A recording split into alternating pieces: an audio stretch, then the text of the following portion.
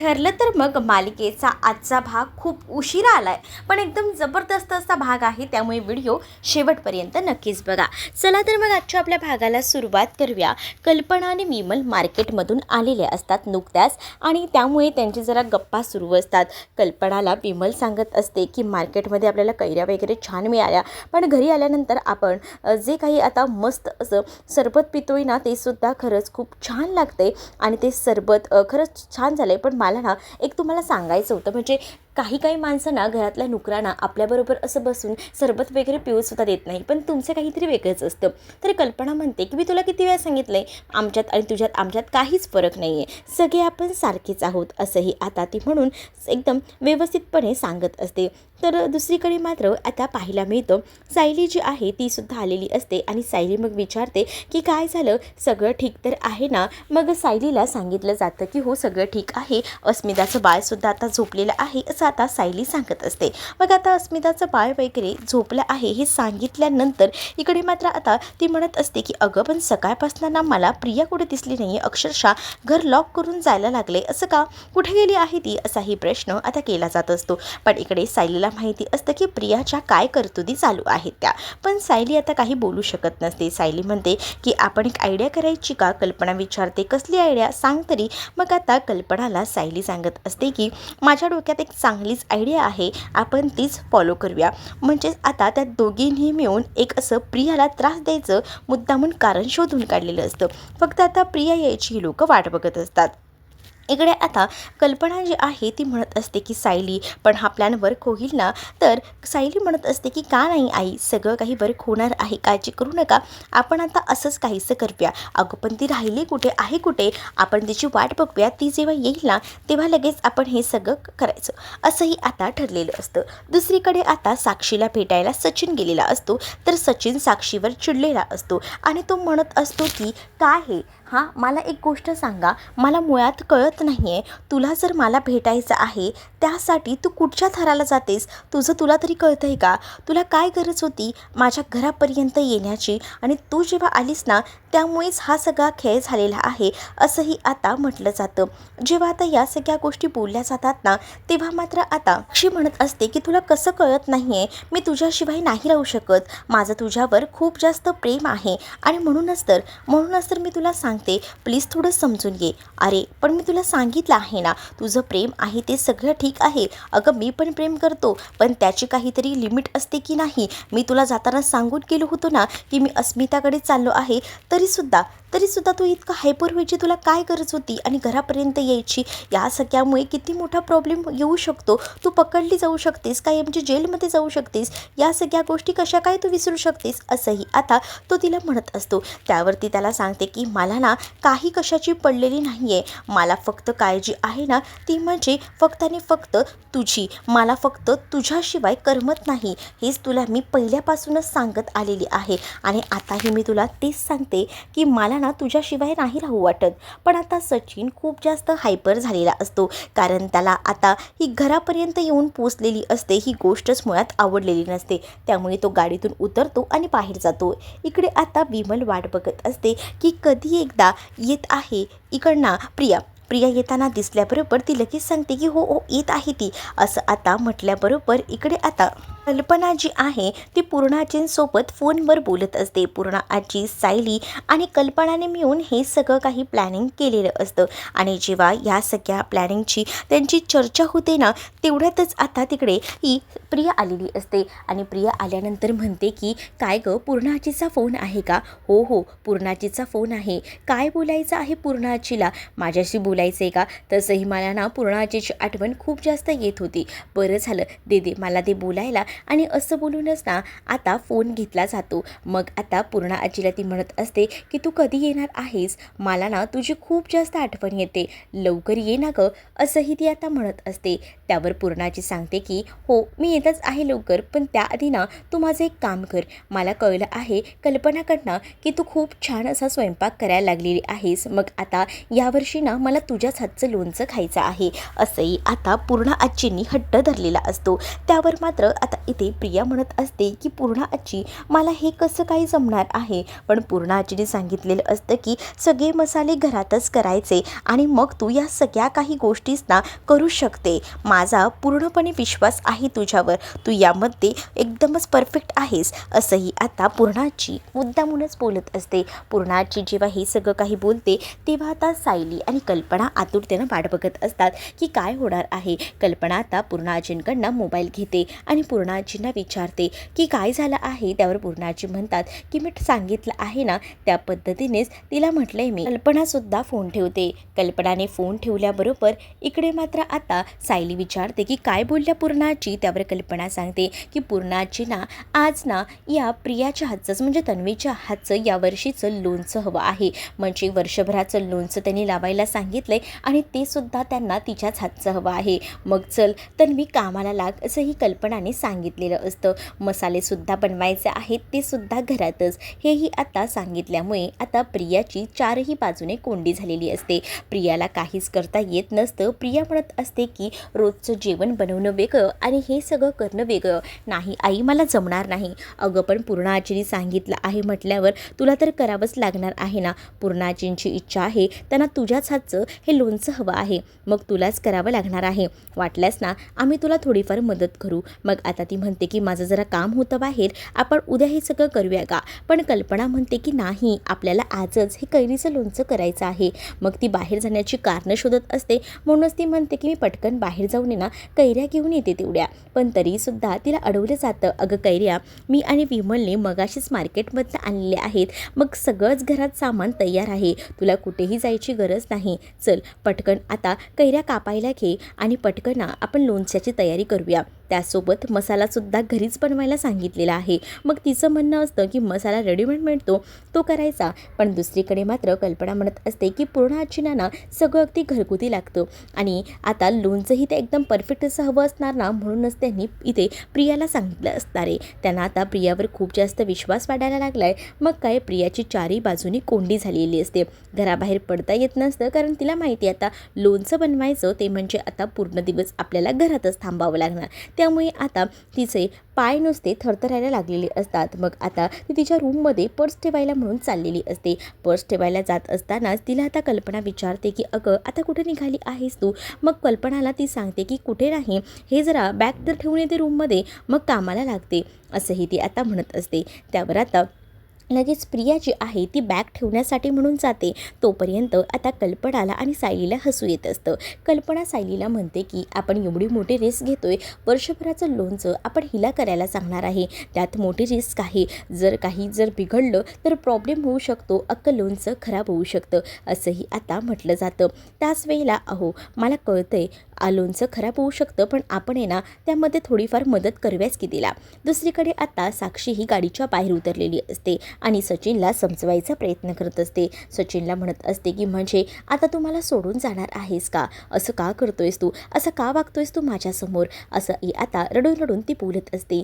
जेव्हा आता ती रडून रडून हे सगळं काही बोलते ना, तेव्हा सचिनही तिला एकदम जोरात धरतो आणि तिला म्हणतो की तुला मी सांगितले प्रेम आहे माझंही तुझ्यावर, जितकं तुझं आहे ना तितकंच, पण जोर जबरदस्तीने ना काहीच मिळवायचा प्रयत्न करू नको. सगळीकडनं माझी कोंडी होते आणि त्यात ना तू माझ्या डोक्यावर येऊन बसू नकोस. समोरून ना आता फक्त बाईकवाले येत असतात, त्या बाईकवाल्यांसमोर सुद्धा मुद्दामून ना तो तिला ढकलायचा प्रयत्न करत असतो. त्यानंतर ती त्याला नाही नाही म्हणत असते. मग समोरून ना एक मोठा ट्रक येत असतो. मग आता ती त्याला म्हणते की प्लीज सचिन असं काही करू नको जेणेकरून मला त्रास होईल. पण आता सचिन ना अगदीच वेड्यासारखं वागत असतो. म्हणजे ना त्याला राग येत असतो, कारण साक्षी जे काही वागत असते ते पुन्हा तिनं वागायला नको. आता त्याने मोठं पाऊल उचलायचं ठरवलेलं असतं, जेणेकरून हिला आपण जरा घाबरवलं तर निदान ना ही पुढचं पाऊल तरी उचलणार नाही. म्हणूनच समोरून मोठा ट्रक येत असताना तो जोरात तिला ढकलतो आणि त्याच वेळेला एका हाताने त्याने तिचा हातही धरलेला असतो, जेणेकरून तिला कुठेही लागायला नको. अक्षरशः ट्रक पूर्ण जवळ आलेला असतो. साक्षी म्हणत असते की मला वाचव सचिन. मग ऐन वेळेला ती ओरडते ना, तेव्हा सचिन तिला जवळ खेचतो आणि गाडीकडे घेऊन तिला म्हणतो की तुला बघितलंस ना, तुला मी शेवटचं सांगतोय, इथून पुढे जर माझ्या नादाला लागायचा प्रयत्न केलास ना तर लक्षात ठेव, माझ्यापेक्षाही वाईट कोणीच नसेल. तू थोडे दिवस माझ्यापेक्षा लांब राहा, तेच तुझ्यासाठी फायद्याचं ठरणार आहे. आणि राहिला प्रश्न तुझ्या अण्णांना सोडवायचा, ते तुझ्या परीने तू प्रयत्न कर, पण माझ्या नादी लागून मला त्रास द्यायचा प्रयत्न करू नकोस. मग असंही आता सचिन साक्षीला बोलतो. सचिनचं हे रुद्रावतार रूप बघून साक्षी मात्र आता खूप जास्त घाबरलेली असते, तिला सुचत नसतं. इकडे आता नागराज आणि महिपत आणि बाकीसुद्धा लोक जेवायला बसलेले असतात. तर त्याच वेळेला नागराज महिपतला हळूच विचारतो की तू काय ठरवलं आहेस, तुला मी काही गोष्टी विचारल्या होत्या. त्यावर महिपत काहीच बोलत नाही, तो आता जेवतच राहतो. तर नागराज म्हणत असतो की आपल्या पार्टनरशिपबद्दल पुढे काही निर्णय घेतला आहेस का, पण महिपत काहीच बोलत नाही. नागराज जेवत असताना तो आता बडबड करत असतो. तेवढ्यातच एक तिथे मुद्दामूनच ना गुंडसारखा एक माणूस तिथे येतो आणि तो म्हणत असतो नागराजच्या ताटात 2 चपात्या बघून, काय रे तू 2 चपात्या घेतल्या आहेस, नाही तुला एकच भेटणार. आणि असं बोलून ना त्याच्या इकडनं एक चपाती काढून घ्यायचा प्रयत्न करत असतो. त्याच्या ताटात ना एक चपाती काढून घ्यायचा त्याने प्रयत्न केल्याबरोबर महिपतने आता त्याचा हात धरलेला असतो आणि महिपतने अक्षरशः त्या माणसाला जागेवरच लोळवलेलं असतं. महिपत आता त्याला बोलतो की तुझी हिंमत कशी झाली रे नागोबाच्या ताटात हात घालायची, नागोबा आणि माझ्या मते जरा काही भांडणं झाली का तुला मजा येते ना, मग आता तुला दाखवतो नाग्याची आणि माझी फ्रेंडशिप काय आहे. हे एकंदरीत जे काही महिपत वागत असतो त्यामध्ये नागराज खुश असतो. नागराजला आता समजून गेलेलं असतं की म्हणजेच महिपतचा आपल्याला सपोर्ट आहे आणि म्हणूनच तर महिपत आपल्यासाठी एवढा स्टँड घेतोय. त्यामुळे नागराज म्हणत असतो महिपतला की याचा अर्थ तुला मी जे काही बोललोय ते पटलंय ना. मग इकडे समोरच्या माणसाचा हात खूप जास्त दुखत असतो. तो म्हणत असतो की प्लीज प्लीज माझा हात सोडा, परंतु आता इकडे नागराजने समोरून हात केलेला असतो की पुन्हा आपली फ्रेंडशिप करायची का, म्हणूनच त्याने हात मिळवायला हात दिलेला असतो. म्हणूनच आता महिपत त्याच्या हातावर हात ठेवण्यासाठी म्हणून का होईना त्या समोरच्या माणसाचा जो हात पिरगळलेला असतो ना तो सोडून देतो आणि त्याला म्हणत असतो की आज ना या नाग्यामुळेच तो वाचलाय. नाग्याने जर मैत्रीसाठी हात पुढे केला नसता ना तर आज ना तू खपलाच असता, तुझा हात ना पार मोडूनच ठेवला असता, असं देखील महिपत त्या माणसाला बोलत असतो. तर दुसरीकडे अर्जुन आपलं काम करत असतो. तेवढ्यातच ना त्याला आता डॉक्टर विचारेंचा कॉल आलेला असतो लॅबमधनं. डॉक्टर विचारेंचा कॉल आल्यावर अर्जुन म्हणतो की बोला. तर डॉक्टर विचारे म्हणत असतात की तुम्ही मला म्हटलं होतं ना की ते सॅम्पलसुद्धा आलं आहे का, तर हो, त्या प्रिया मॅडम ज्या आल्या होत्या ना त्यांनी येताना हारही आणला होता म्हणजे नेकलेस, आणि त्याचसोबत त्याने एक सॅम्पलही आणलं होतं जे की त्याच्यावर त्यांनी प्रिय असं लिहून दिलं आहे आणि त्याच्यावर आमच्या ज्या लॅबमधल्या माणसाने डोंट यूज असं लिहून ठेवलं आहे आणि ते सॅम्पल मला आता सापडलं आहे, तुम्ही येत असाल तर ते कलेक्ट करून घेऊन जा असंही आता सांगितलं जातं. डॉक्टर विचारेंना अर्जुन म्हणतो वा कसली छान न्यूज दिली तुम्ही, मी काम करतो, मी पटकनच येतो, ते तुम्ही व्यवस्थित नीट ठेवा असंही आता अर्जुनने डॉक्टर विचारे यांना सांगितलेलं असतं. मग आता अर्जुनला कळतं की म्हणजेच तन्वीपर्यंत प्रिया पोचलेली आहे आणि म्हणूनच तिने तन्वीचा केस परफेक्टरित्या तिथं आणून त्याला दिलेला आहे. मग आता अर्जुनला ही सगळी गोष्ट सायलीला सांगायची असते, कारण आता अर्जुनला पटकन लॅबमध्ये जायचं असतं आणि त्याला ते सॅम्पल मिळवायचं असतं जे की खऱ्या तन्वीचं असतं. तर इकडे मात्र आता प्रियाला कैऱ्या कापून कापून वैताग आलेला असतो. ती म्हणत असते की काय चाललंय हे, नुसता वैताग कधी संपणार, हे मला अजून मसालासुद्धा बनवायचा आहे. तिची आता पार चिडचिड होत असते. इकडे मात्र आता कल्पना म्हणत असते की प्रिया हात पटापट चालव, नाही तर ह्या कैऱ्या कापायलाच आपल्याला रात्र होईल. पण आता प्रियाला कैऱ्या कापायला बाकी कोणीही मदत करत नसतं, प्रिया एकटी मदत करत असते. प्रिया जेव्हा एकटी हे सगळं करत असते ना तेव्हा तिची चिडचिड होत असते. यांना काय मला बोलून दाखवायला, मला जेव्हा करायला लागते ना तेव्हा माझं मला कळतंय, या काय फक्त बसून ऑर्डर देत आहेत असंही आता बोललं जात असतं.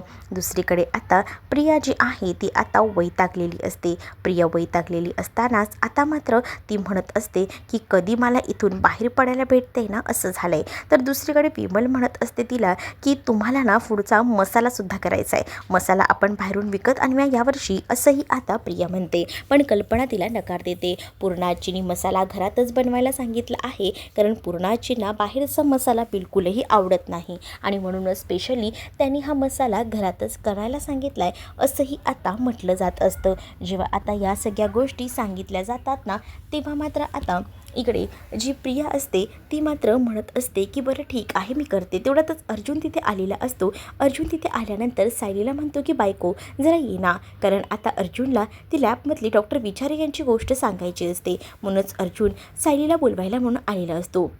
सायली आता कल्पनाला म्हणते की आई मी येतेच हा, आणि असं बोलून ती बाहेर जाते. सायली आता अर्जुनसोबत बाहेर बोलायला गेली आहे म्हटल्यावर इकडे आता प्रियाचा जीव नुसता वर खाली होत असतो. प्रियाला कळत असतं की ह्या दोघांचं काहीतरी सुरू आहे. मग आता प्रियाला या गोष्टीसुद्धा ऐकायच्या असतात. त्यामुळे आता ती म्हणत असते की मी जरा कापून कापून वैतागली आहे, जरा मी थांबू का, पण तिला कल्पना काही केल्या थांबू देत नसते. इकडे आता अर्जुन सायलीला डॉक्टर विचारे यांचा फोन आला होता आणि प्रिया हिने तिकडे जाऊन एक सॅम्पल दिला आहे जे की तन्वीचं आहे, पण तिने त्यावर प्रिया असं नाव लिहिलंय. हे सुद्धा आता अर्जुन सांगत असतो. इकडे मुद्दामून प्रिया नाटक करत असते, कारण तिला सायली आणि अर्जुनचं काय बोलणं चालू आहे हे ऐकायचं असतं. पण कल्पना मात्र तिला तिथेच थांबवून घेते. कल्पनाने आता तिला चांगलंच बैठीस धरलेलं असतं आणि जोपर्यंत कैऱ्या पूर्ण साफ होत नाही तोपर्यंत किचनमधनं कुठेच हलू नकोस, आज आपल्याला हे काम पूर्ण करायचंच आहे, जेवणाचं सुद्धा बघायचं आहे, एवढंच खेळत बसायचं नाही आपल्याला, 1 वर्षाचं लोणचं आहे त्यामुळे पटापट फोडी कापून घे, असं देखील कल्पना आता सांगत असते. प्रियाचं लक्ष मात्र आता बाहेरच असतं.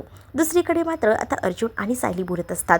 त्याबरोबर आता सायली अर्जुनला म्हणत असते म्हणजे प्रियाला माहिती आहे नेमकी तन्वी कुठे आहे ती, म्हणजे म्हणूनच तर तिने हा केस मिळवला आहे. मग दुसरीकडे आता अर्जुनच्या लक्षात येतं की मला एक गोष्ट सांग की प्रियाकडे तन्वीचं गाठोडं आहे, मग तुझ्याकडे जे गाठोडं आहे ते तिचं आहे, मग असं तर होऊ शकत नाही ना की तन्वीचं गाठोडं म्हणजे ते तुझंच गाठोडं असू शकतं. मग आता सायली म्हणते की असं कसं शक्य आहे, कारण ना आमच्या ज्या आश्रमामध्ये ना 3-4 जणी होत्या त्यांच्या सगळ्यांचेच ना गाठोडे गायब झाले होते, त्यामुळे माझं एकटीचं असेल असं सांगता येणार नाही. एक्सचेंजमध्ये त्यात बाकी मुलींचंही असू शकतं ना. मग आता अर्जुनही त्या बारकाईनं त्या सगळ्या गोष्टींचा विचार करत असतो. सायली म्हणत असते की गाठोड्यांचं प्रकरण आपण बघूयाच, पण आता आपल्याला ते सॅम्पल मिळवणं खूप जास्त गरजेचं आहे. सॅम्पल जर आपण मिळवलं तर पुढे जाऊन ना आपल्याला तन्वीला शोधता येणं खूप जास्त एकदमच सोपं काम होणार आहे, असं देखील आता सायली अर्जुनला सांगत असते. अर्जुनही म्हणतो की हो बायको तू बोलतेस ते अगदी बरोबर आहे, गाठोड्यापर्यंत तर आपण पोचव्याच, पण आधी ना ते सॅम्पल कलेक्ट करण्याकडे माझं लक्ष आहे. चल मी काय म्हणतो तू इथलं हँडल कर, तोपर्यंत मी जाऊन ये ना सगळ्या काही गोष्टी कलेक्ट करतो. म्हणजे मला असं म्हणायचं आहे की मी तिथे गेल्यानंतर ना बऱ्याच गोष्टी मला अशा वाटतात की काहीतरी राहिल्यासारख्या, म्हणूनच मी तुला जाताना सांगून जातोय मी जातो आणि सॅम्पल कलेक्ट करतो, नंतर आपण या गाठोड्यांचा विचार करूया. तोपर्यंत तू सुद्धा विचार करून ठेव की गाठोड्यांचा नेमका काय गोंधळ होता तो, असंही आता अर्जुन सायलीला बोलत असतो. सायली आता म्हणत असते की गाठोडी तर 3-4 जणींची हरवली होती, त्यामध्ये ही गाठोडी एक्सचेंज झाली असणार आहे, म्हणूनच कळत नाही की कोणाचं कोणतं गाठोडं आहे ते. दुसरीकडे आता अर्जुन त्या लॅबमध्ये जायला निघतच असतो. तर इकडे मात्र आता जो लॅबमध्ये आधीचा जो कर्मचारी असतो ना त्याने त्याच्यावर लिहिलेलं असतं प्रिया डोंट यूज. मग आता त्याने जाताना सांगून सुद्धा ठेवलेलं असतं की दुसऱ्या माणसाला की हे यूज करायचं नाही आहे, पण आता त्याने हे सांगितलेलं नसतं की हे फेकायचं सुद्धा नाही आहे. मग आता त्याला ते सॅम्पल दिसतं, तो म्हणतो की याच्यावर चुकीची खूण केली आहे, याचा अर्थ हे काही उपयोगाचं नाही आहे आणि म्हणूनच ना तो डस्टबिनमध्ये ते फेकून देतो. दुसरीकडे आता अर्जुन आणि चैतन्य लॅबमध्ये जाण्याचाच विचार करत असतात.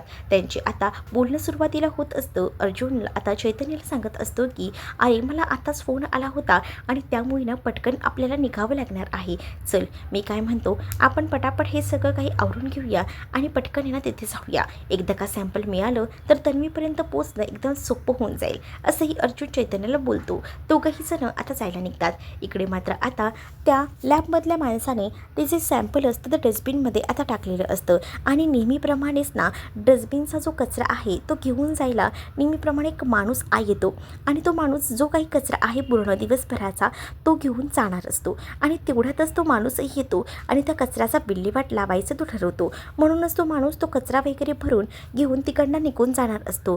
पण इकडे आता एका चुकीमुळे हा सगळा प्रकार घडलेला असतो. म्हणजेच आता त्या माणसानं सांगितलेलं नसतं की ही एका माणसाला द्यायचं आहे त्यामुळे सांभाळून ठेवायचं आहे, पण इथे एवढा मोठा अपराध झालेला असतो की तोपर्यंत या कचरेवाल्याने ते नेलेलं असतं. त्यानंतर नेमके अर्जुन आणि चैतन्य तिथे पोहोचतात. अर्जुन आणि चैतन्य लॅबमध्ये पोहोचल्यानंतर आता तिकडे आता डॉक्टर विचारेसुद्धा असतात आणि डॉक्टर विचारेंना अर्जुन म्हणतो की द्या मला सॅम्पल दे आणि मला ते सॅम्पल हवं आहे. आणि मग तेव्हा ते सॅम्पल घेण्यासाठी अर्जुन डायरेक्टच आतमध्ये लॅबमध्ये जातो. दुसरीकडे आता पाहायला मिळतं की इकडे अजूनही कामंही सुरूच असतात आणि त्यातच ना आता कल्पना वेगवेगळ्या ह्या सगळ्याची यादी बनवत असते, काय काय सामान हवं आहे या संदर्भात. मग आता प्रियालाही मुद्दामून ती म्हणत असते की तुला काही गोष्टी जमणार आहेत ना, आपल्याला बाकीही पुढची कामं करायची आहेत उन्हाळ्याची, त्यामुळे ही सगळी यादी मी बनवते. आणि त्यावेळेला मात्र आता प्रियाला नको नकोसं झालेलं असतं. विमल म्हणत असते की तुम्ही करू शकता हो, आणि उलट आहे ना आजकाल तुमच्यासारखं सगळं काही सगळ्यांना आवडतं, त्यामुळे तुम्ही जे काही कराल ते चांगलंच कराल, असंही बोलून ना मुद्दामून ना प्रियाला डोक्यावर चढवलं जातं. त्यामुळे प्रियाला आता हाही नाही नाही नाही बोलता येत नसतं. दुसरीकडे आता सायली जी आहे ना ती मात्र अर्जुनच्या बोलण्याचा सतत विचार करत असते. म्हणजेच अर्जुनने आता सांगितलेलं असतं की ते सॅम्पल जे आहे ते तर मिळाले, पण आपण गाठोड्यांचा सुद्धा विचार करायला हवा. म्हणजेच तन्वीचं खरं गाठोडं हेच तुझ्याकडे आहे का, याचा विचार ना आता सायली करत असते. दुसरीकडे आता अर्जुन जो आहे तो लॅबमध्ये गेलेला असतो ते सॅम्पल कलेक्ट करण्यासाठी, पण त्याच वेळेला आता तिथे सॅम्पल विचारलं जातं, पण तो म्हणतो की मी डस्टबिनमध्ये फेकून दिलं. डॉक्टर विचारे त्या माणसावर भडकतात आणि तुला कोणी करायला सांगितलं होतं हे सगळं असं म्हणतात. चैतन्यने तर आता अक्षरशः डोक्याला हात लावलेला असतो. तर तो मुलगा म्हणतो की त्याच्यावर चुकीची खून केलेली होती आणि डोंट यूज लिहिलेलं होतं, मग मी विचार केला की तसंही हा कचराच आहे म्हणून मी फेकून दिला. मग त्या माणसाने सुद्धा कचरा घेऊन गेला. मग आता अर्जुन म्हणतो की आपल्याला हा कचरा साधारण कुठे भेटू शकतो. मग त्याला सांगितलं जातं की बाहेर एक मोठी कचऱ्याची पेटी आहे, तिथे तो कचरा असतो. मग अर्जुनना ते सॅम्पल मिळवण्यासाठी ना त्या कचऱ्यातही हात घालायला तयार असतो, कारण त्याला काही झालं तरी तन्वीचा शोध घ्यायचा आहे आणि यासाठी त्याची ही खिंड एकदम व्यवस्थितपणे तो लढत असतो. चैतन्य आणि अर्जुन आता तिकडनं बाहेर जायचं ठरवतात, कारण डॉक्टर विचाऱ्यांनी सांगितलेलं असतं की बाहेर एक कचऱ्याची पेटी आहे, त्यामध्ये ओला सुका कचरा असा हा वेगळा ठेवला जातो, त्यामध्ये तुम्हाला व्यवस्थितरित्या बघावं लागेल. आणि मग काय अर्जुन या सगळ्यासाठी तयार असतो. दुसरीकडे सायली ना आता फोनवर बोलत असते कुसुमसोबत, कारण तिला ना आता त्या गाठोड्यांबद्दल विचारायचं असतं, कारण त्यांच्या ज्या आश्रमात अजून 3-4 मुली होत्या, त्यांचीही गाठोडी गहाळ झाली होती आणि त्याबद्दल ते लोक बोलत होतात. पण तेवढ्यातच ना इकडे प्रियाने हे बोलणं ऐकलेलं असतं. प्रियाच्या लक्षात येतं की गाठोड्यापर्यंत ही लोकं पोचलेली आहेत. इकडे आता अर्जुन त्या डस्टबिनमध्ये शोधत असतो आणि अर्जुनला नेमकं आता ते सॅम्पल भेटलेलं असतं, त्यामुळे अर्जुन खुश असतो. इकडे आता सायलीच्या पायावरची जन्मखून असते आणि ती कशी मिटवायची हा मोठा प्रश्न प्रियाला पडलेला असतो. म्हणून प्रियाने गरम तवा करून ठेवलेला असतो आणि नेमका सायलीचा पाय त्या तव्यावर पडतो. पण आता प्रियाची हीच चूक तिच्यावर भारी पडणार आहे का, म्हणजे सायलीच्या पायावरची जन्मखून आता सगळ्यांना दिसणार आहे का, हे येणाऱ्या भागांमध्येच आपल्याला पाहायला मिळणार आहे. तुम्ही जर आपल्या चॅनलवर नवीन असाल तर चॅनलला नक्की सबस्क्राईब करा. त्याचसोबत व्हिडिओ आवडला असेल तर व्हिडिओला लाईक करायला विसरू नका. चला तर मग भेटूया पुढच्या भागात. तोपर्यंत टाटा बाय.